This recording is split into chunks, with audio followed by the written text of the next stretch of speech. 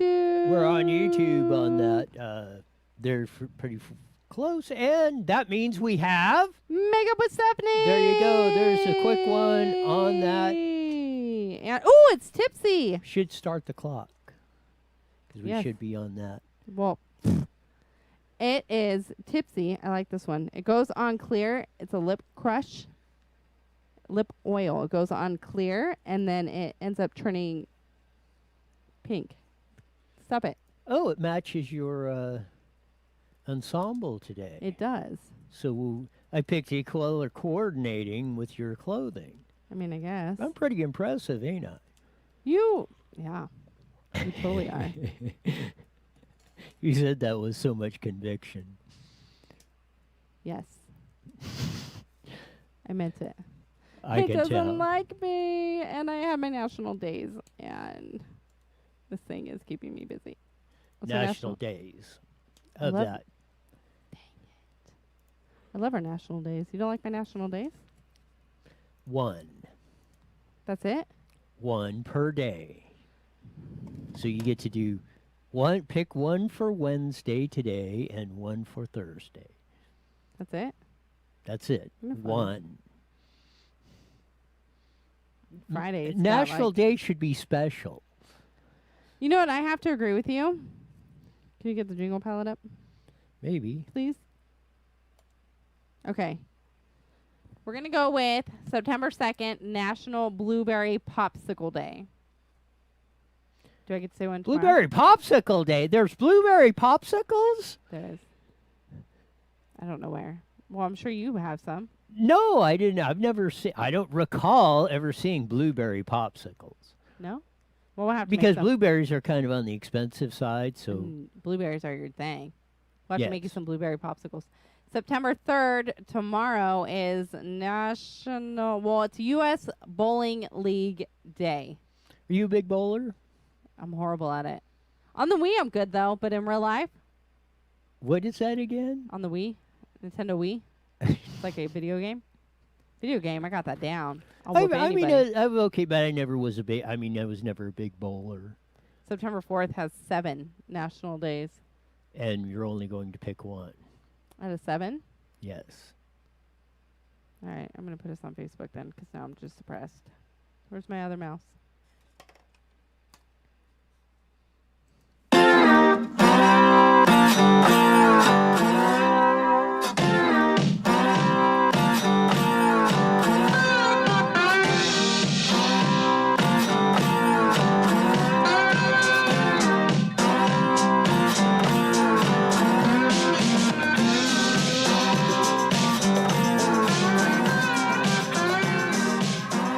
There's that funky slide guitar music that comes on every Monday through Friday on What? on IE News. Jumping the gun a little Oh, bit. no, I wasn't IE gonna say- Newswire on Facebook and YouTube on a Wet Wednesday of that. Because we're going to be diving into some serious stuff. Well, at least you had more enthusiasm on that. I know, I totally did.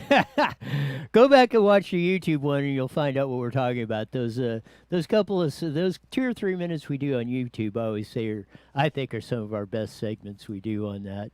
And hardly ever any of you watch that. So climb on, for a change, climb on over to YouTube and see what I'll be commenting to you on there, too. There you go on And read out your comments if you want me to. on that. Checking everything out to the whole enchilada. A lot of big news coming up today on the deal. You're not going to believe. We ran through the Nancy Pelosi getting her hair done at the salon with that yesterday.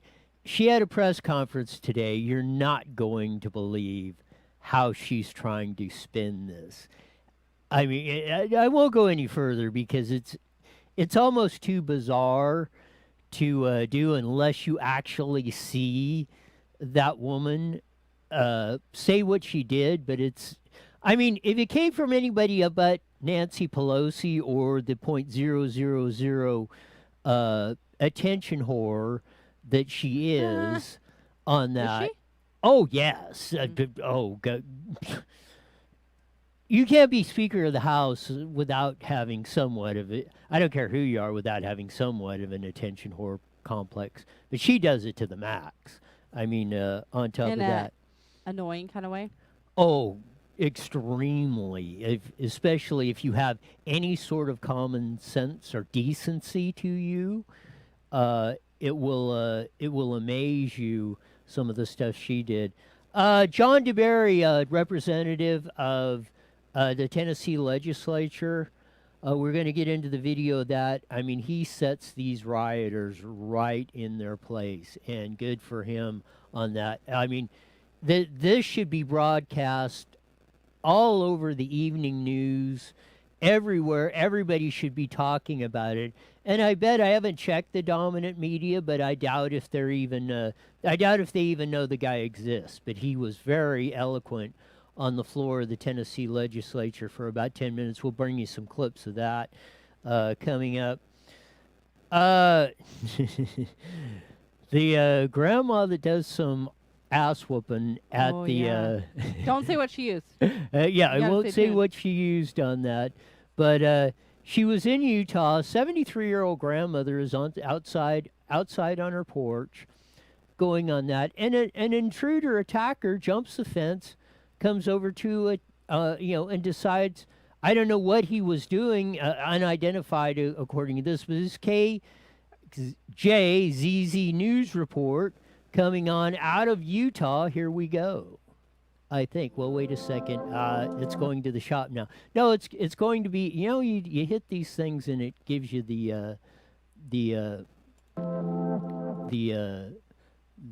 it starts Ooh, on the. Fabletics. Yes, don't want to get Fabletics. I want to get Why? I want to get the what I had. I'll Oh, put my here it order in. is. Maybe this is it. Maybe. Maybe we'll see. sourdough. No, we got more ads going on. Now it's going to blow my. Had this all set up perfectly, and then all of a sudden, You know what? The tech just doesn't like us today. Yes, They to- don't like me either. of that going on back and forth on the deal. Mute the audio and see if the video comes back on. But no, this grandma was absolutely 73 years old and fends off an attacker. You're not going to believe how she did it. Here we go. I think we got it. Salt Lake family recovering from a bizarre and apparently random attack at their home. The family says they didn't know the suspect at all, but they say he chose the wrong house to mess with. Jeremy Harris, live for us in South Salt Lake tonight with this story you really have to see to believe in. Jeremy, the suspect is in jail tonight. Yeah, that's right, Heidi. And in fact, the Salt Lake County Jail is just around the corner from the home where this attack occurred. I talked to the family tonight. They say they are proud of how they defended themselves. The broad stripes and bright stars are back waving above the Timmerman house. And I told him, hey, I didn't mean to disrespect my flag. I said, but he was hurting me, he was beating me up. 73-year-old Lejeune Timmerman says she had no choice but to use Old Glory to fend off an attack. I got up and I took my flag. And I whooped his ass, and I'll whoop it again. Neither Lejeune nor her brother Paul That's when all hell broke loose. knew the man who police say jumped the fence and started attacking the family, apparently at random. He was kicking me and choking me. That's when I started beating him. I beat him back. I don't care. With Lejeune and her brothers injured, the man ran into a bedroom where police eventually arrested him. He beat me up, beat my brothers up. For no reason. Lejeune thinks her attacker is a transient. I beat him back. I don't care. The family lives just yards away from the recently built homeless shelter. Everything was fine until they built that. They say they've seen stabbings, people hit by cars, and people on drugs, but nothing close to what happened to them now. I'm out of here in November. I'm out. I'm out. It's too much for me. America, man. This is America. This was the old flag from the attack. The South Salt Lake police were back at the home today, not to make an arrest or get a statement, but to give the family a new flag. There's my flag from them. And now the Star-Spangled Banner is waving proudly above what by any measure is the home of the brave. So they're right there. So the cops are all bad guys and do all this stuff. Awesome. That gave me goosebumps. On top of she whipped his ass with the American flag. I mean, that she's got to be nominated for, and if not win, Grandma of the Year. Totally. On that of doing that on that. But along with that, there, I don't see that. Where is that broadcast on the dominant media? I mean, if the cops shoot somebody, whether it's legit, not legit, anywhere in between, it's all of a sudden they're bad, they're killing, Right. You don't see this because this happens probably 1,000 times a day It does. It happens all a across lot. America. But you don't hear or see that maybe on your local, if you're in Salt Lake, Utah, where you see that, you're going to see that, or you listen to the best radio show in the world, i.e. Newswire, that you'll see this kind of stuff. But the second point, along with we need to start making some clips of that. Like we need a clip of that when somebody gets beat, I'm going to whip their ass from that lady on that. But when you do that, on top of that, the second point I have behind that is, look at what they said. We never had any of these problems till the homeless were down there on the other end on that. And you go back and forth across the board all the time with this stuff, and time after time, like I've said, don't let the cancer of California spread across the world. Now that's my insurance people, to tell them, don't worry about it. Just Hello? On top of that, they're on top of that, and here you go. It's spreading. Look at that. They said they're out of there in Salt Lake, Utah. This is going on. And, they're saying, you're not 100%, but they're alleging it was transient. Who else is going to jump over your fence Carla and just writes trying to in, attack? so where should the homeless live if nobody wants them? Probably not in a residential area or nearby one. Yes. I get Carla's point, but They at the should same time, find a place to be that they own, or that, like everybody else does. We are not responsible for people who are irresponsible. They have chosen, in the most cases, and I'm not for excluding helping people who got a legitimate out on this deal, but that's like anywhere from 1 to 10%, and I'll even give you 10%. But the 90% that choose to be homeless, who are either drug addicts, drunks, completely whacked out of their mind, or whatever they're doing, or want to live like that, or that's the way they chose to live, then that's where you go. right. I mean, you cannot help them. You cannot force, the courts have said, you cannot force them to take treatment or whatever on that, or you can't force somebody to do you can't force somebody to live correctly, let's put it that way, or live like most of us do. But they cannot trespass on private property or desecrate or use, in my view, public property for its unintended uses like shelters on the sidewalk or anything else. And this is what happens when you let this stuff go. I agree with you 100%. I don't think, I love you, Carla, and I love how you comment in, but I feel like at the same time she's kind of making an excuse. These people broke into her home and attacked her. I mean, but trespassing. But like Carla's saying, where else are they going to go? Does a shelter being near her really dictate somebody breaking in? I mean, they're going to break in if they break in. They're going to break in if they want to. Just because there's a shelter right there doesn't mean it brought them closer. Did it? The amount of crime committed by those types, especially since they're I'm not saying it's okay. I'm drug just saying, addicts of why are they everything. building shelters near residents? Yes. But if a homeless person is going to break into a home, they're going to do it anyways. Look at what we're doing in California. I mean, we're turning our motels. We're buying. We, the taxpayer, buying motels, and stupid hair gel up there is moving in the homeless right into your communities. Yeah, that is dumb. They need to be off on their own. Why can't we just put them on their own little island? Well, that would be the thing. I mean, that if you're like going to do that, human- yeah, is build that a tent torture or city something? out But in the give middle them of a freaking island. out in the middle of Peace. Desert Center or something, or Death Valley, and say, At least I was giving them an island. have at have at it. You're not on you know, this is your deal. But I think it would be great for them to help sober them up, get them off whatever they're on. I mean, how many times is there a wealthy, right-minded homeless person out on the streets? I mean, it happens, but not very often. We went through the story yesterday with when Mason Weaver was on, because it was just breaking of Nancy Pelosi. The video came out of her in the hair salon when they're supposed to be closed in California, and she's getting her hair done wearing no mask, yada, yada, yada. This is in the Washington Examiner. Pelosi says salon owes her an apology for a setup. House Speaker Nancy Wow. Pelosi called for her appointment at a local salon as a setup after critics accused her of violating San Francisco ordinance to get her hair done. While you, the public, cannot do this. Addressing reporters on Wednesday, the California Democrat fired back at those accusing her of hypocritically shaming others for not wearing medical masks after the video showed she was walking through the salon without a mask. We're going to play the video of Nancy Pelosi on Fox News. Here we go. For the children. So any questions on this subject? No?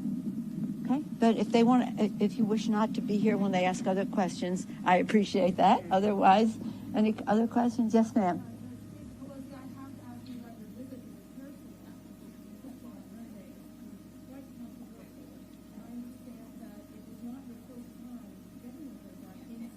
They are asking the question. No, I've been there over the years. I've been there many times. I appreciate the question. And let me just say this. I take responsibility for trusting the word of a neighborhood salon that I've been to over the years many times. And that when they said, well, we're able to accommodate people one person at a time, and that we can set up that time, I trusted that. As it turns out, it was a setup. So I take responsibility. There you go. She says it was a setup. That it wasn't, she didn't have any responsibility or doing this. She didn't know the law. She's been preaching mask wearing for God knows how long and supporting her relative, Governor Hairgel Stupid up there on top of that, who's had these lockdown murders. And she didn't know what the law was or recording masks. This is all crazy. I think Pop's on the line. Are you there? Yeah, I'm there. Go ahead. I was going to tell you, on Tucker, the woman that owned the salon, I guess they're going to put her out of business because everybody's hassling her. But anyway, she said she was not open. She had to open up special for her. Yes.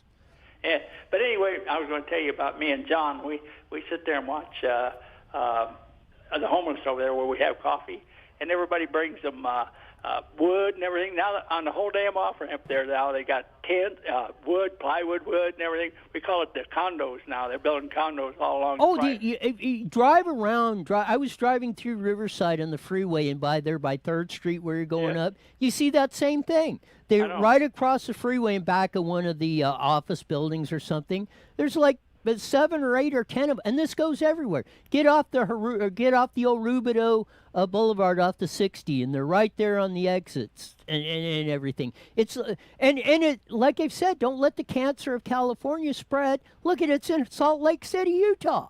Oh yeah, what's really funny? We watched Caltrans go over there, trim the trees where they're working, and just trimmed it all and cleaned it all around their little condos.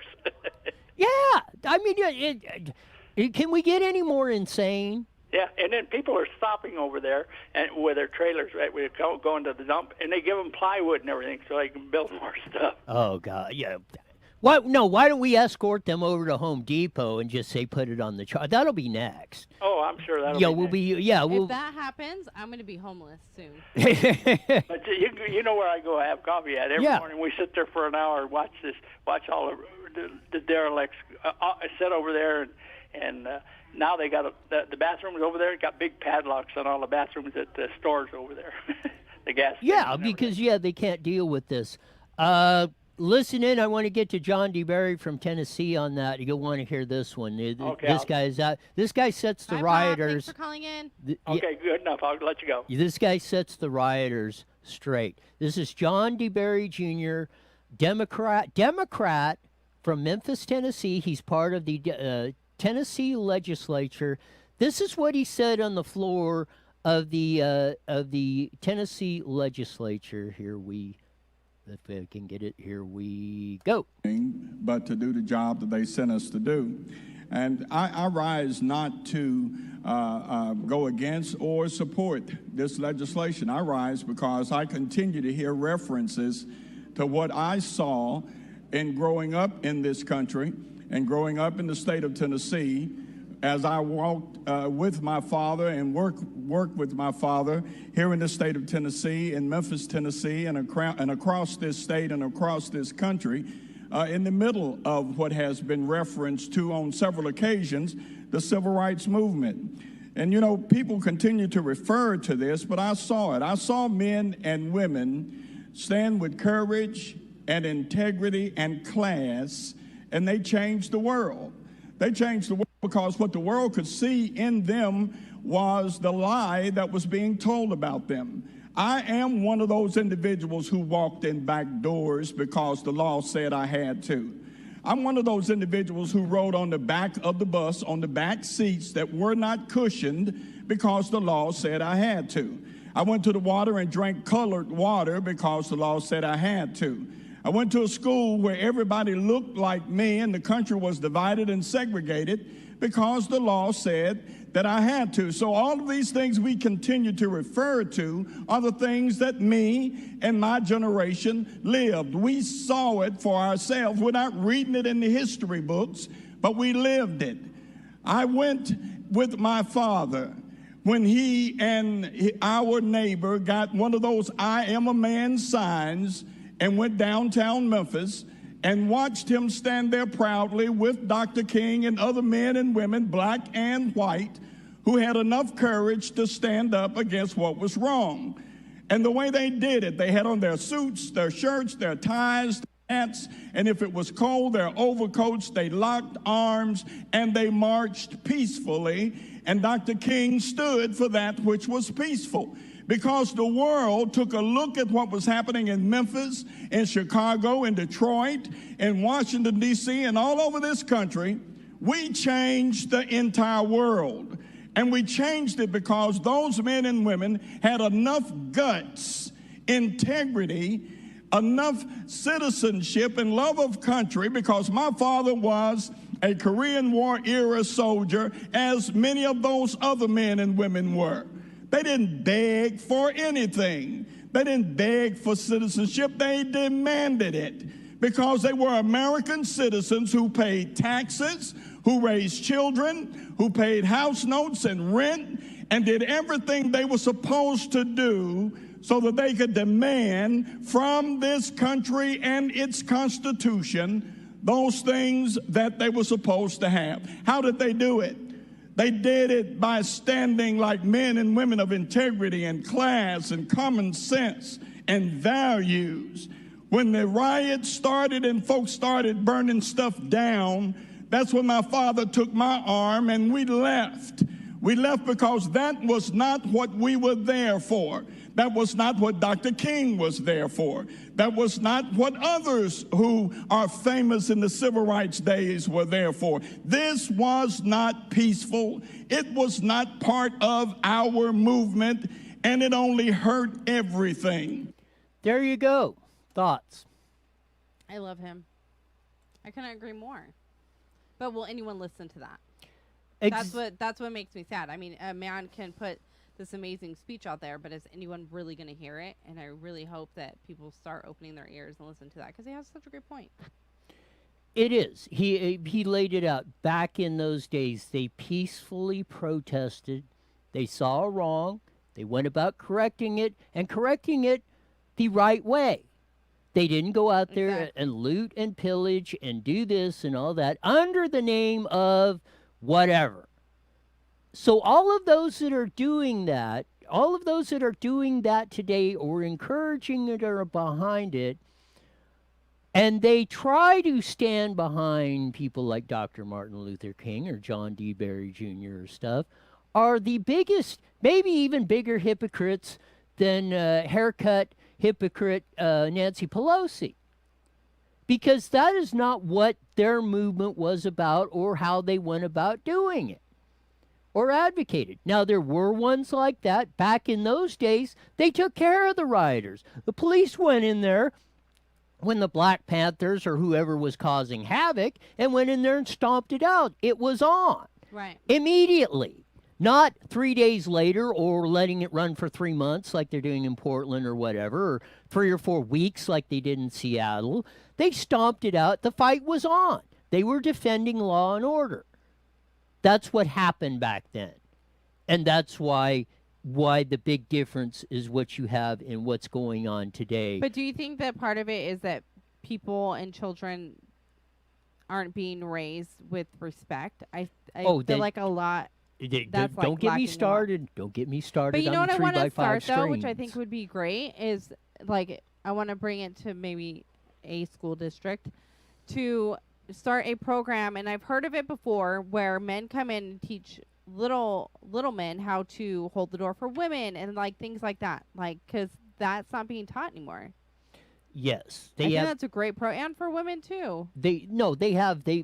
They do, and I do think they do have. There have been. I forget what it's called. Yes, I know. Yeah, it's slipping my mind with the it's not Gentleman's Club because that just it Gentleman's Club. Well, we know where your mind's going, but no, it is, and no. Joseph writes Boy Scouts, similar but different. Yes, and Do it Boy is. Scouts teach that though? Civility has went from the time from. I think we need to bring that back. And millennials, we got to focus on that and bring it back because I want my kids to have that. I'm going to lay a controversial one on top of that, and I'm going to talk to you ladies of that. I think you ladies should learn and clean up the language a little bit. Because sometimes you guys you gals make us blush with some of the stuff you say when you're talking. And I think that's part of the degradation of our culture, is that it's become accepted where, man, if you would have said some of the stuff around mixed company, right, I'd have got my ass whipped. Me? No, me. Oh. You just did not say those words around women ever at all for any reason. Right. And if you did, you would do that once. Right. And that was you learned that lesson really quick of that. But I've seen the culture through everything, through entertainment and all the stuff we did and everything. It's now become the accepted part of the lingo. And that's, I think, something that's very sad on that. But I want to get to one more clip. I feel like that was just a personal one, but it's cool. No, I mean, I'm not singling anyone because I see it all across. I'm not singling anybody out. It's just part of our. But no, the I way agree our with you. culture Women have they talk a lot like men. Yes, they exactly. I want to get to the second clip of John Berry Jr. in the Tennessee legislature. My family raised money and sent my dad to Washington for that march, where that man stood there and said that he wanted his children judged by the content of their character, not the color of their skin. And all we do in America right now is talk about color. Every issue is about race, it's about color, instead of us sitting down at the table like men and women of common sense and common justice, and understanding that our enemies are looking with a greedy vigilance upon us as we tear ourselves apart eternally. They have been watching us for 50 years, preparing step by step by step by step for us to kill ourselves. And I may not be back here next year, and I'm sure everything I... Right there, and we had Mason Weaver on, who wrote, his bestseller, "Leave the Plantation." He was such a good book. He was a former Black Panther back in the '60s and saw the light. And as John Berry said, all of you who are framing everything as a race are the problem. Period. End of sentence. No question. My thought is, what if children weren't, not to say not taught about it, they should always know their history, but what if it was never said? What if it was never brought up? Would it be forgotten and it'd go away? I feel like us constantly saying racism or this, that, or the other, minorities, who deserves this, who doesn't deserve this, because you get too much of it. I feel like if we left that all out, it would be forgotten, and the children that are growing up now would never have that to go back on. And I think John Does that make Barry, sense? John Deberry said a variation of what I've said. When we leave all the biases behind and sit down at a table and talk as human beings, as people, we all have much more common. We have much more in common than we have differences. And then when we work from that point of our common ground, our differences are much easier to solve or deal with. And that's what John DeBerry is saying. And Mason Weaver and a whole but practically everybody that comes on this show. But what really concerns me is the ones that still want the danger are the ones that still want to provocate, or how, I'm not saying that right, the race riots, the wars, and that's what they are doing. As John DeBerry said, for 50 years they've been sucking you into this hellhole to the point of you can't go out, like we mentioned yesterday with Mason. You get the Stockholm syndrome, where you come to love your captor because you think that's the only way you can survive. And that is a very, very, very extremely dangerous situation to be in. And ultimately, it will end in your personal destruction if you don't escape it. Because that is what with the danger of what is happening and escalating at a fast pace today. And if we don't stop it out after the fact, maybe too late. And that's what's really sad about this whole thing. But yeah, it takes people with guts like John DeBerry to stand up there and say that each and every day.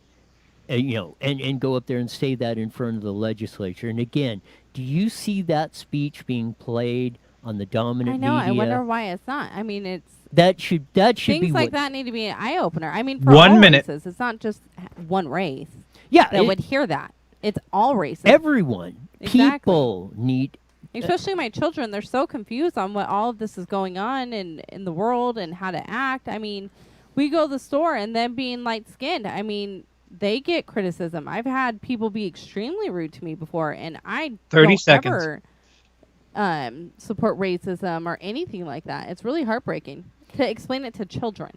Yeah, I shouldn't have to explain that. I don't want to explain that to my yes, kids. I mean, I have to, but I don't in want any to. halfway decent world, you would be explaining 10 that seconds. and how we ended that as we tried to Program do producer and are not endorsed by this station. Opinions expressed are not necessarily those of radio station KMET, its management, employees, or affiliates.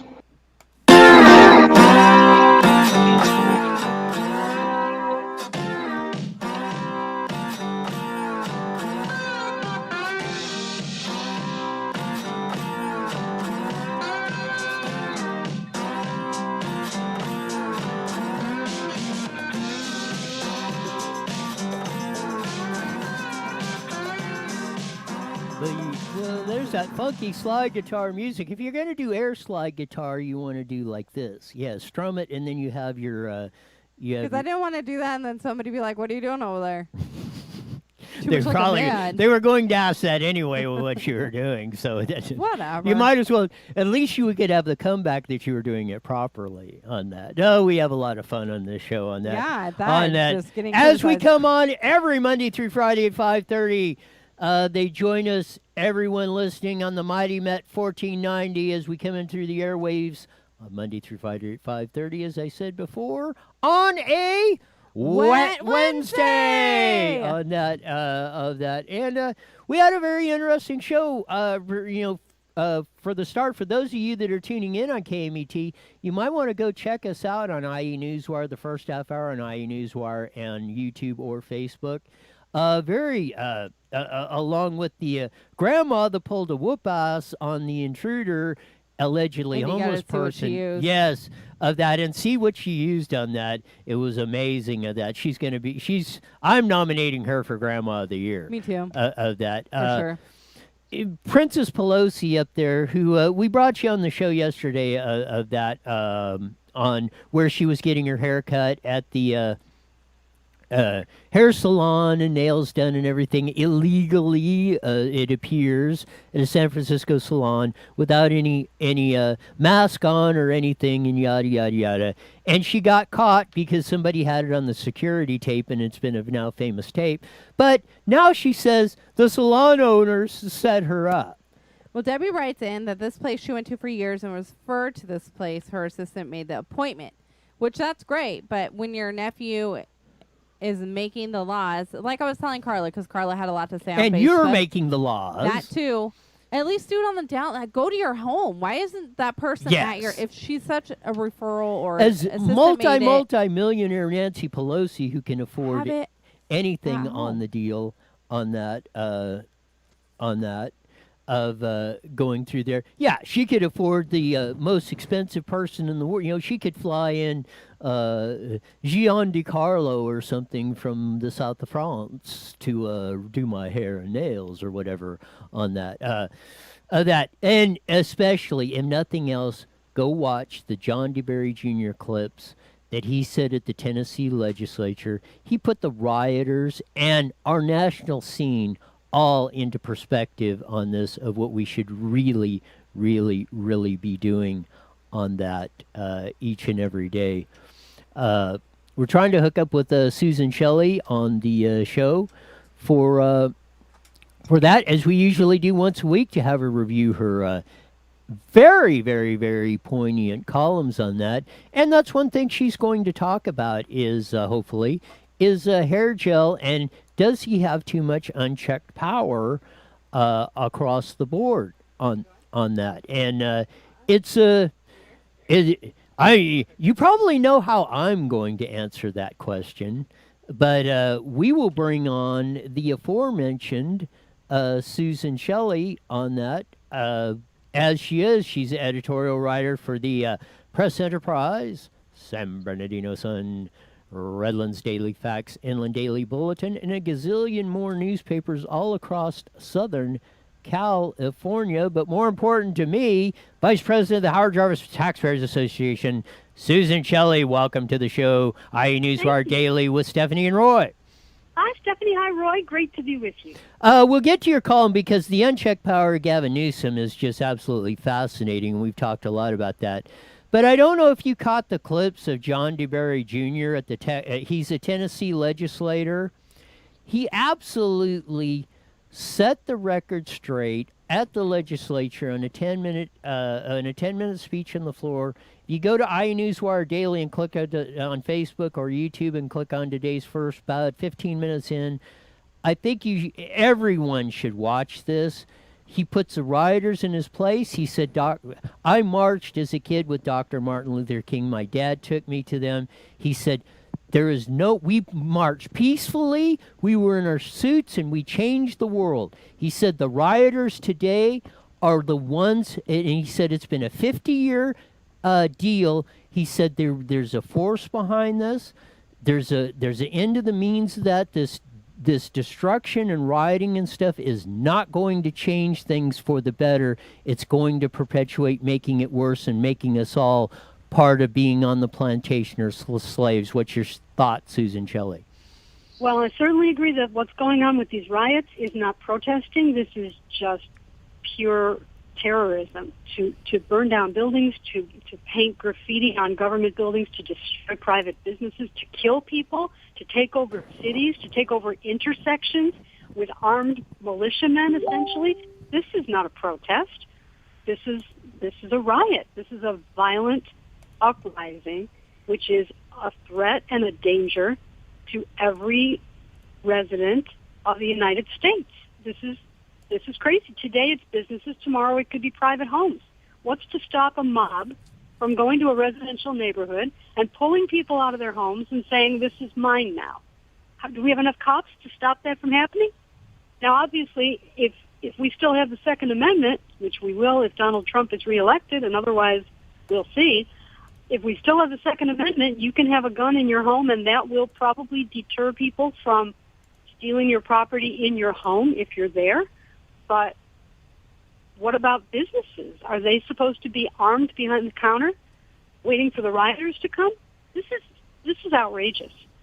And the idea that the government is keeping everybody closed so that the shop owners can't even be in their business is part of the problem here also. This is very troubling. This is layers and layers of bad decisions. It is, and it keeps going on every day on this stuff, and we find ourselves in this situation of going. It seems like we keep digging ourselves deeper in the hole, and we don't know how to get out. And especially in California, where today, all the stuff in Hairgel at his little press conference, and he doesn't admit that he's done anything wrong. I don't know if you caught. There's been a big thing. A couple days ago, Ron DeSantis, governor of Florida, had a press conference. He says, no way, no how are we going to do lockdowns ever again. The evidence is crystal clear. I want him. Yes, the evidence is crystal clear that the lockdowns didn't do anything. They actually caused more harm than any good that could have you benefit from them, from mask wearing to everything else. Dr. Scott Atlas, now on Trump's team from Stanford Medical School, it was there with him. And one thing he said, and before we get to your column, I want to get you this because it came up today in Hairgel's deal. He said he would, because Florida has Disneyland and theme parks, SeaWorld and stuff just like California. And they're open too, aren't they? Yes. And he was meeting with them. He's been working with them, keeping them open, we're doing that. And he said, I had the same conversation and asked him what's going on in California. He said, nothing. And there's been press reports in the press enterprise and stuff. Your papers put articles. The theme parks, Knott's, Disneyland are saying, we want to open, get us out here. And then Hairgel says, the question came up today to Newsom, and about, hey, what about opening the theme parks? Well, we're kind of working with them, yada, yada. We're looking at that, yada, yada, yada. Ron DeSantis said that the theme park owners, the big ones, told him they don't even know what the hell's going on. Susan Shelley. Well, that's absolutely true. No one knows what's going on in California. It seems to me that the likeliest explanation is that the governor wants $14 or $15 billion from the federal government, and he thinks if he makes the crisis bad enough in California, he's got a better chance to get that money to bail him out of all of his terrible decisions and to bail him out of having to make any actual cuts to the state budget, like the overpaid and feather-bedded state workers in so many of the unions. He doesn't want to have to cut any of that. They don't want to be confronted with an actual credible case that they have to do pension reform and they can't wait any longer, pension reform for new employees. He doesn't want to do any of that. He just wants Uncle Sugar to send money. So he's having a little temper tantrum, and he won't let anybody open. And even if he lets them open, he reserves the right to close them down without warning again. And this is the worst part of this, because for a business, a restaurant, a salon, a retail store, a factory, any kind of business, you can't just turn it on and turn it off that way. You have to have certainty. And at this point, the government has no justification for an emergency declaration. There is no justification. We are past the crisis of will our medical facilities be adequate or will they be overwhelmed? We now know they will not be overwhelmed. They're fine. We have plenty of capacity. And that was the justification for a state of emergency throughout the state and in every county. That is over. So now what we have is just one more thing. It's a serious thing. It's a contagious disease. It's potentially fatal to people who are physically, medically frail and vulnerable. That's very serious. However, it's one more thing that's dangerous. In our world, we don't shut down every business in California, except Walmart and Target, based on risks of a bad thing that might happen under some circumstances to a limited number of people. What we focus on is protecting the people who are vulnerable so they don't have those bad situations. That we can do. That makes sense. Spend whatever it takes. Protect people in nursing homes, protect people in hospitals, protect people who are at risk, get all the information out, and everything else at this point should be voluntary. It is, and and we're to get to your column about Newsom this week. So hair salons are closed down for Susan Shelley, Stephanie, and everyone else. And I need to go get my roots touched up. But I'm hurting over here, people. But hair hypocrite and his aunt of, or whatever relative he is of Gavin Newsom, Speaker of the House Nancy Pelosi, gets to roll right in with that and don't do the masks and everything else. And this is why it's very apropos with your column. Tell them why unchecked power is very dangerous. Well, freedom itself is at risk here, if it's not lost already. Because freedom, what is freedom? It's a word. But if it's going to be more than a word, it is a condition that exists under a government of limited power. There are certain things the government can't do, and that's what makes us a free country. They can't just knock on your door and wreck your life. They can't shut your business down for no reason. They can't restrain your movement and your liberty for no reason, with no process, by executive order. They can't do it. That's what makes us a free country. That's what makes us different from China and other countries where the government has no limits on its power and it can do anything to anybody for any reason at any time. That's not a free country, but we are, and it's in writing. And this is the deal we signed, the Constitution, the Bill of Rights. We have rights, and they cannot have a permanent emergency in Sacramento where the governor is unilaterally issuing orders, making contracts, no transparency. You can't even get a copy of it. We can't get a copy of the contract for the new public-private laboratory that he's just agreed to do, which will be fully online in March. March! He's talking about doing COVID testing in March. This is September, and he will not let this emergency end. I mean, this is catastrophic for tens of millions of people who have jobs in small businesses or who own small businesses. This is going to devastate tourism, the restaurant industry, employment in California generally. This is ruinous. And there isn't going to be sufficient revenue coming into the state treasury to pay all the commitments and all the bills and all the bond debt and all the pensions unless we open the state. This is really serious. The federal government is not going to write a check so California can continue to be idiotic. Yes, it's absolutely incredulous. And about that, and even though the Supreme Court, there was a case, some of the school, I think Orange County Board of Education and some parents filed against Newsom about his lockdown orders on not opening the schools.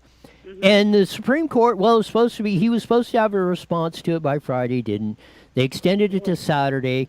Has there been any, that's just kind of like swept under the rug. Was there any, do you know of any ruling that was on or made on that? Because he had to respond to it because they said they were kind of indicating they were making him make a justification of these emergency powers and what his justification was for doing this. Well, I didn't realize he had on that deadline. I did hear that the court ruled that he must respond. They couldn't just dismiss it. He must respond. But I did not know that he missed a deadline to do it. That's interesting. Yes, because he was supposed to respond. They gave him till Friday. Then they extended it to Saturday. Then I've been tracking it, and I can't find anything that, it just disappeared. Laws just don't apply. It's a really alarming situation. And the legislature has the power to end the emergency, but they refuse to do it. Senator Melissa Melendez, introduced a resolution for the legislature to end the emergency as the law allows because the conditions no longer warrant the emergency. But the majority party would not let it out of committee. Yeah. So it died, and now the legislature has called it the year, and they went home, and now we're stuck. We have our executive power governor. You know, the thing is, the use of emergency power should be very circumscribed, because if you create like a constituency for the benefits of the emergency power, then when you end the emergency, those benefits go away. So to the extent that they're giving out free money to people to help them through this, when the emergency ends. And to the extent that he's done contracts or emergency orders or whatever he's done by executive order during the emergency, all those executive orders are null and void. The public health order in L.A. County that won't let anything open, that won't let the schools have a waiver, that goes away when the emergency is ended. So they want to keep it going forever. Unilateral power. Yes. It's very troubling. You know, like they say, power corrupts and absolute power corrupts absolutely. And I think that's what we, especially in California, New York, Oregon, Washington, Minnesota, and in a lot of these places, I think we see no bigger example of that than right now. That's really true. And it's particularly interesting that this is happening in California while other states are not doing these terrible policies. Other states are moving forward, like Florida, like South Dakota, which never went down this path, like Utah, that didn't go down this path, even though health officials in the state said the governor should lock everything down. He ignored them. He said no, because he was looking at all the rest of the consequences and all the risks. And he made an executive judgment based on the full picture, which is his job. And it's Gavin Newsom's job to look at the whole picture. But he's looking at something that no one else seems to be seeing, this mystical science force that only he can see every Monday when he announces the new science and the new system. And people cannot operate this way. Businesses cannot operate with this random, unpredictable destruction coming from the government. It's just, and they can't really fight it. One of the things that alarms me is that businesses can't speak freely about this because they could lose their liquor license, health permit, salon operator's license. They could lose whatever government permission slip they need to run their business. And they are terrified. And we actually saw armed officers from, I think, the Alcoholic Beverage Commission raiding a restaurant in Northern California, I think in Napa County or nearby, and we saw security footage on Twitter and Facebook of these officers uniformed with guns drawn coming into a restaurant to shut it down, even though they were legally serving people on the patio and they did not have indoor dining. Somebody wanted to send a message, and so they sent these officers to harass the owner of this restaurant. It's getting sad. Even in Riverside County, there was we ran the clip of it, of a nail salon owner in Corona who's getting housed. She said, I'm not giving up. I'm doing that. And the county's setting, putting restraining orders and sending threatening letters and like that, everything else on that. At least our county sheriff, Chad Bianco, said, I'm not going in. But tell them why they should join Howard Jarvis Taxpayers Association, Susan Shelley. Because this is the year when everybody is coming for you. There's stuff on the ballot that is going to raise your taxes and raise the taxes of every business in California, which, guess what, will raise the price of everything you buy, because businesses don't really pay taxes. Their customers pay taxes through the business. So Proposition 15 would totally raise your taxes. Proposition 19 would tax family transfers of property. And if you want to be informed on all of this, join the Howard Jarvis Taxpayers Association at hjta.org, because this is the organization in California that fights for taxpayers.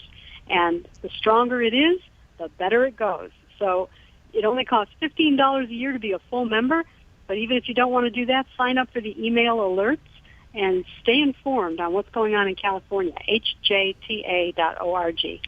Thank you, Susan Shelley. Thank you, Susan. We'll do it again next week. Thanks, Stephanie. Thanks, Roy. Bye.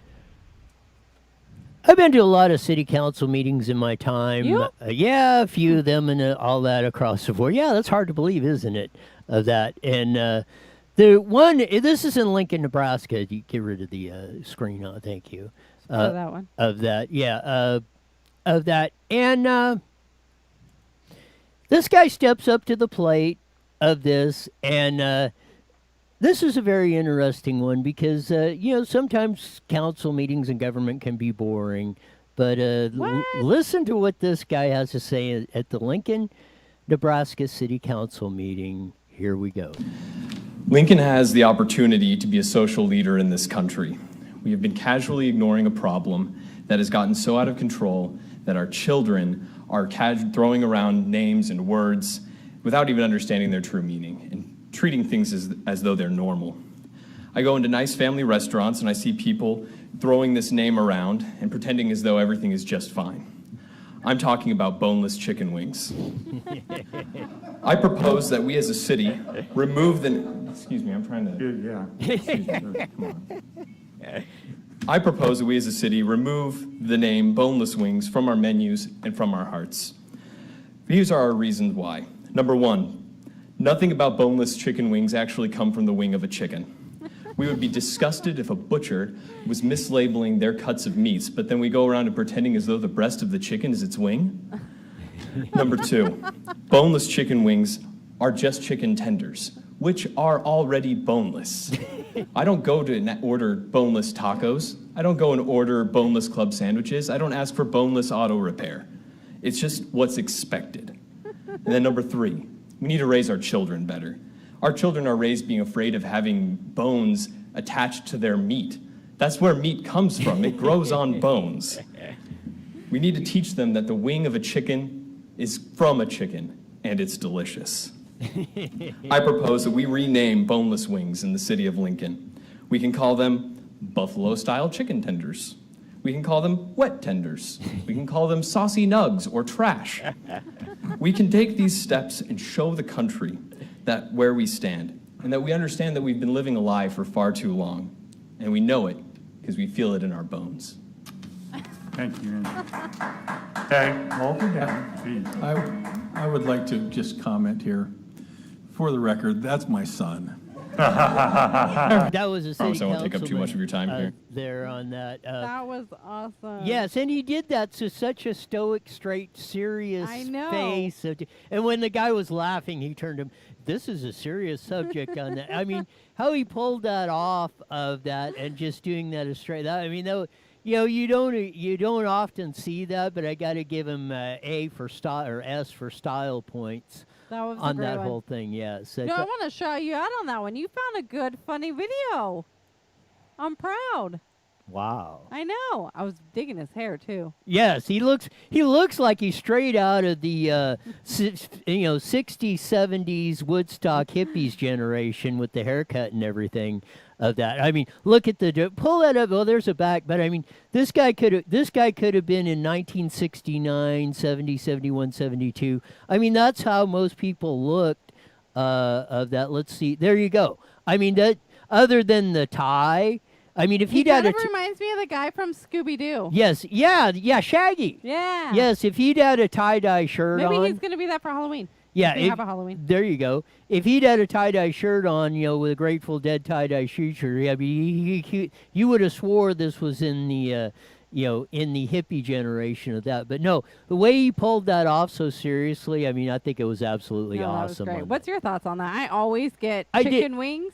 Yeah. I always get the boneless chicken wings. I don't like eating it off the bone. Every time. I love this one. Yes, I'm probably gonna get some later. I thought that was pretty good on the deal. So we started with an interesting, funny one. We ended with a more an even more hilarious one. I think of that. Boneless chicken wings for life. There you go. They gotta stay. They can't go. Yes. They're my favorite. Of that. And they're not chicken nuggets or chicken tenders, and they're definitely, like Steven said, they're definitely not trash. David, we will see you tomorrow. Till tomorrow in 23 hours. We're gone.